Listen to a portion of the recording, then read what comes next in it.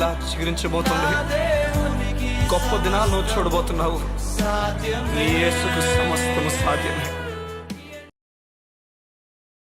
Good morning దేవుని ప్రియ కుమారుడా, good morning దేవుని ప్రియ కుమార్తె, special good morning to you. సంగమా, ఈ ఉదయం ఒక మాట నేను చెప్పడానికి ఇష్టపడుతున్నాను. యేసయ్య ఎలాంటి శక్తి కలిగిన వాడు. ఈ ఉదయాన్న నువ్వు అనుకుంటున్నావేమో నీ స్థితిగతులు మార్చబడవని. లేదు, ఒక పక్షవాయుగల వ్యక్తిని ఒక నలుగురు ఎత్తుకొని వచ్చి ఒక మేడపై నుంచి యేసుప్రభు దించుతారు. యేసుప్రభు ఉన్న చోటకు అక్కడ ఖననం చేసి ఆ పైనుంచి కింద దించినప్పుడు యేసుప్రభు ఆ పక్షవాయుగల వ్యక్తిని చూసి ఈ మాట చెప్తాడు, నీ పాపములు క్షమించబడినాయి. ఆ మాటకు అక్కడ వారందరూ ఈ విధంగా చెప్తారట, ఎవరైనా దైవ దూషణ చేస్తున్నాడు, దేవదూషణ చేస్తున్నాడు ఎవరని చెప్పి మొత్తం వారు మాట్లాడుకుంటారు. దేవుడు ఒక్కడు తప్ప మానవుడు ఎవడు కూడా పాపం క్షమించలేడు కదా అని చెప్పగానే యేసయ్య ఈ మాటలు తెలుసుకొని, వారి హృదయంలో మాట్లాడుతున్న మాటలు తెలుసుకొని ఈ విధంగా వారు చెప్తాడు, ఎందుకని ఇలా అనుకుంటున్నారు మీరు? మనిషి కుమారునికి పాపం క్షమించే అధికారము ఇవ్వబడిందని చెప్తాడు. చూడండి, ఒక విషయం మనకు అర్థం కావాలి అని అంటే, పాపమును క్షమించే అధికారము యేసు ప్రభుకి ఇవ్వబడింది. ఎలా ఇవ్వబడింది చూడండి, మన పాపము తానై ఓరికి నేను పాపం క్షమించేస్తుందని చెప్పట్లేదు, కానీ నీ పాపానికి శిక్ష ఎంత ఉందో ఆ శిక్ష యావత్తును యేసు ప్రభు శిలువ మీద తీసుకున్నాడు. నువ్వెంతైతే పాపానికి పేమెంట్ చేయాలో, పాపం చేత మరణం గనక ఆ మరణపు పేమెంట్ యేసు శిలువ మీద తన మరణాన్ని ఇచ్చాడు. నీ మరణానికి బదులుగా తన మరణాన్ని ఇచ్చేశాడు.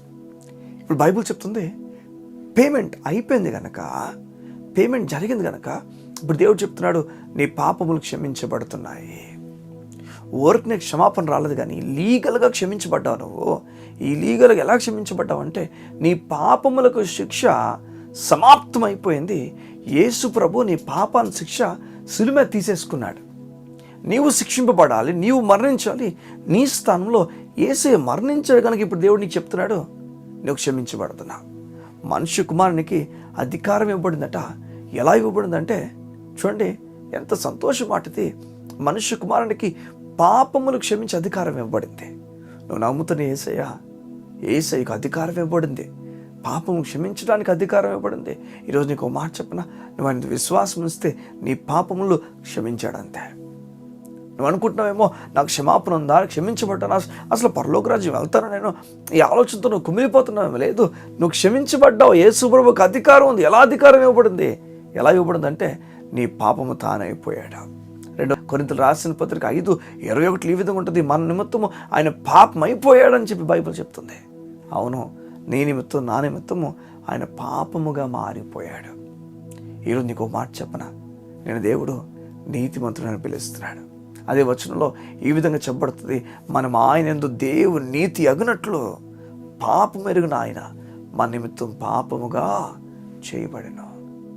నీ నిమిత్తము నా నిమిత్తము పాపముగా ఆయన చేయబడ్డాడు. యేసు ప్రభు పాపంగా మారిపోయాడు. నేను దేవుడు నీతిమంతుడని పిలుస్తున్నాడు. నీకు మాట చెప్పనా, ధైర్యంగా నువ్వు దేవుని దగ్గరికి వెళ్ళొచ్చు, భయపడకుండా వెళ్ళొచ్చు. నీ పాపం క్షమించే అధికారము యేసు ప్రభుకి ఇవ్వబడింది. కారణము నీ పాపంగా ఆయన మారిపోయాడు కనుక ఆయన అధికారంతో నేను క్షమించడానికి ఇష్టపడుతున్నాడు. చెప్పండి ఒక మాట, సింహాసనం మీద కూర్చున్న దేవుడే నేను క్షమించిన తర్వాత ఇంకెవరిని ఆపుతారు చెప్పండి?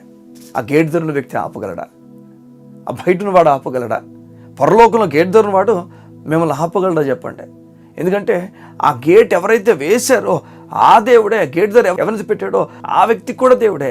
ఆ దేవుడు నీకు చెప్తున్నాడు, నేను ఆ వ్యక్తిని పెట్టు, నువ్వు కంగారు పడద్దు, ఎవరిని ఆపలేరు, నువ్వు ఫర్గివ్, నువ్వు క్షమించబడ్డావు. అది మాత్రమే కాదు, కానీ ఈ పక్షవాయు గురించి మాట్లాడుతూ ఒక మాట చెప్తాడు, పాపం క్షమించటం గొప్ప సంగత, అది గొప్పదా? లేకపోతే పక్షవాయు గారిని లెగిచి వెళ్ళమని చెప్పడం గొప్ప సంగత అని చెప్పి ఒక మాట అంటాడు యేసు ప్రభు. చూడండి, ఎందుకు ఈ మాట చెప్తానంటే, మనం చాలాసార్లు అనుకుంటాం స్వస్థ ఈ గొప్ప విషయాలే గొప్పవేమో. లేదు, పాప క్షమాపణ అన్నిటికన్నా గొప్ప సంగతి. నువ్వు క్షమించబడినందుకు నువ్వు సంతోషపడాలి. ఎందుకంటే క్షమించబడకపోతే నరకమే మన గతి. అక్కడ మరల ఇంక క్షమాపణ ఉండదు, ఇక జీవితకాలం నరకమే, నరక బాధే. ఈ విధంగా దేవుడినితో మాట్లాడి చెప్తున్నాడు. చూడండి, ఫర్గివెన్ లేకపోతే క్షమించడం అనేది, క్షమాపణ అనేది మొదట అనుగ్రహించిన తర్వాత అప్పుడు ఈ పక్షవాయు గల వ్యక్తి చెప్తున్నాడు, లే నీ పరుపెత్తుకొని వెళ్ళు. మొదట క్షమాపణ ఇవ్వబడింది, ఆ తర్వాత చూడండి శరీర స్వస్థత దేవుడు అనుగ్రహించాడు. నీకు చెప్తున్నాడు, నువ్వు క్షమించబడ్డ మొదట అయితే తర్వాత స్వస్థత, గొప్ప విషయాలు నీ జీవితంలో అనుభవపూర్వకంగా అనుభవించబోతున్నావు.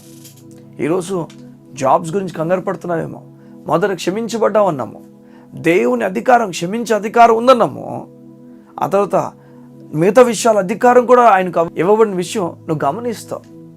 ఆయన క్షమాపణ ఇవ్వగల సముద్రుడని చెప్పినాము, నిన్ను క్షమించాడు నీ పాప నుంచి అన్నాము. ఆయన తర్వాత నీకు కావాల్సిన అన్ని కూడా ఇవ్వగల సముద్రుడని నీకు అర్థమవుతుంది.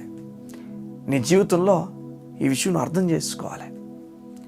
అయితే అక్కడ వారందరూ కూడా అన్నారట, ఇట్టి అధికారం ఒక మనుషునికి దేవుడు ఇచ్చారని చెప్పి అనుకున్నారట. అందుకు దేవుని మహింపరిచారు. ఈ అధికారం అంటే వారేం చూశారంటే, వారి పక్షవాయు గల వ్యక్తి తన పరుపెత్తుకొని వెళ్ళిపోవడం చూసి అన్నారు, ఇట్టి అధికారం దేవుడు మనుషునికి అనుగ్రహించాడని. అయితే నువ్వు స్వస్థత అధికారం గురించి చెప్పొద్దు, కానీ పాప క్షమాపణ అధికారం యేసుప్రభుకి ఇవ్వబడిందని చెప్పు. ఆ తర్వాత స్వస్థ అధికారం ఆయనకుందని బలంగా నమ్మడం ప్రారంభిస్తావు. దేవునికి అసాధ్యమైనది ఏముండదు, సమస్తము సాధ్యమే. ఆ దేవునికి చెప్తున్నాడు, గొప్ప కార్యాలు నీకు చేస్తాను. పాప క్షమాపణ కలిగి ఉన్నావు, నువ్వు క్షమించబడ్డావు, నువ్వు నీతిమంతునికి పిలువబడుతున్నావు. ఈరోజు పిరికివాడిలా ప్రార్థన చేయక అన్ని మేలు జరగబోతుంది నీకు. దేవుడు మేలుతో నింపబోతున్నాడు. ఉన్నతమైన కార్యాలు దేవుడు నీకు చేయబోతున్నాడు. నీరసించిపోక దేవుడిని గొప్పగా నడిపించబోతున్నా. కళ్ళు మూసుకుంటావా? ఏదో నీ గురించి ప్రార్థన చేయడానికి ఇష్టపడుతున్నాను. మా ప్రియ పరలోకపు తండ్రి, నీకు వందనాలు.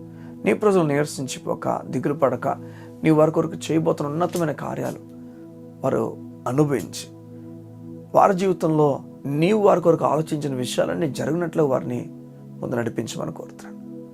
సహనమును, నెమ్మదిని, బలమును నీ ప్రజలకు ఇచ్చి ఉన్నతమైన కార్యాలు జరిగించమని కోరుతాను. యేసు పరిశుద్ధ నామమున ప్రార్థించుచున్నాము తండ్రి. ఆమేన్, ఆమేన్. సోమా, దేవుడు నీ కొరకు ఉన్నతమైన కార్యాలు చేయబోతున్నాడు. నమో, దేవుడిని గొప్పగా నడిపించబోతున్నాడు. God bless you. See you tomorrow.